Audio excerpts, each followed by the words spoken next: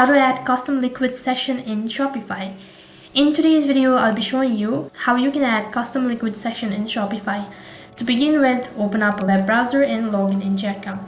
For that, you need to type in www.shopify.com.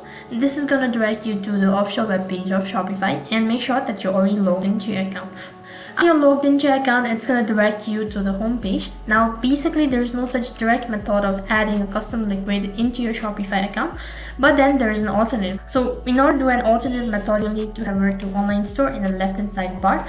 After that, it's going to take you to the other interface where you'll be able to see multiple information in the right hand side bar. After the page is loaded, you need to scroll down a bit and you'll be able to see customize. Right in the corner or just next to it, there is a 3-dot icon. Click on it. After that, you need to go ahead and tap on edit code. So you need to make changes with your code. Here you can see this is how the interface is going to look like. So after that, you need to go ahead and tap on section. And as soon as you click on the section button, once again, you need to tap on add a new section.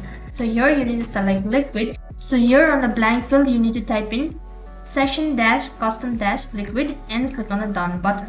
After that, it's going to create some kind of code. So basically what you need to do is, after the code has been created, you need to select it all and then you need to remove all the code. Now you'll need to open up a new tab and then you need to type in the link that is eastprint.com/GJEPUFEUFLK. Don't worry about the link, I'll make sure to drop it on my description box below. After you type in the particular link, it's going to take you to this kind of interface. So from here as well, you need to copy all of the code that is located right over here. You need to copy all, select it all first of all, and then copy it over here. After that, open up the same page and here you need to paste it. As you can see that this is being added. And now you'll need to click on the save button. As soon as you've done that, log out of your account and you'll be able to see that the custom liquid feature has been added. And that is how you can add custom liquid section in Shopify.